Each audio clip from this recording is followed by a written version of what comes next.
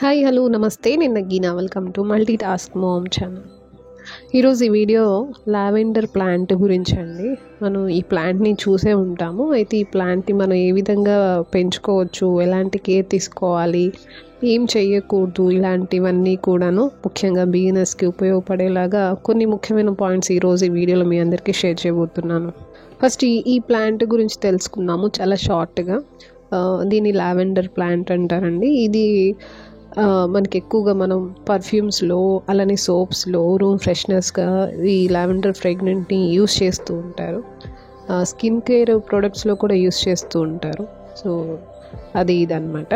వీటి ఆకులను ఒకసారి మనం నలిపితే చాలా మంచి స్మెల్ వస్తుంది, చాలా మంచి ఫ్రేగ్రెన్స్ సువాసన వస్తుందన్నమాట. ఒకసారి ఎప్పుడైనా మీ దగ్గర ఉంటే ట్రై చేయండి.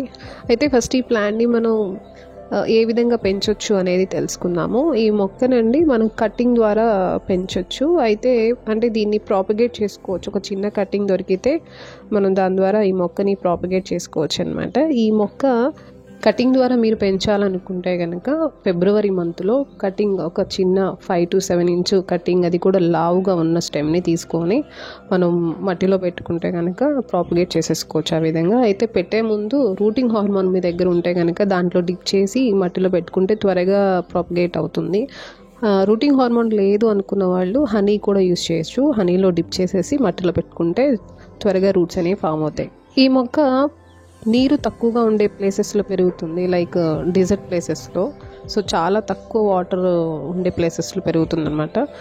దీనికి రోజు మనం వాటరింగ్ అనేది చేయాల్సిన అవసరం లేదు. ఒకసారి ఫుల్గా వాటరింగ్ చేసేసి ఆ తర్వాత కుండీలో 1 లేదా 2 లేదా 3 ఇంచుల లోతు వరకు మట్టి డ్రైగా అయిపోయింది అన్న ఆ టైంలో మనం వాటరింగ్ ఇస్తే సరిపోతుంది. అంటే ఎక్కువ వాటర్ ఇవ్వడం వల్ల మొక్క యొక్క రూట్స్ అనేవి కుళ్ళిపోయి చనిపోయే అవకాశం ఉంటుంది. సో కాబట్టి వాటరింగ్ విషయంలో జాగ్రత్తగా ఉండాలి.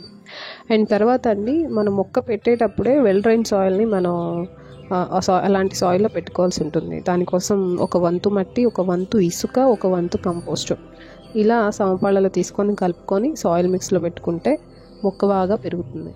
అలానే ఈ మొక్కకి ఆల్కలైన్ మట్టి అంటే చాలా ఇష్టం అండి. దానికోసం మనం తినే పాన్లో ఏదైతే సున్నం వాడతామో ఆ సున్నాన్ని మనం అప్పుడప్పుడు మట్టిలో కలిపేస్తుంటే కనుక సో చాలా బాగా పెరుగుతుంది.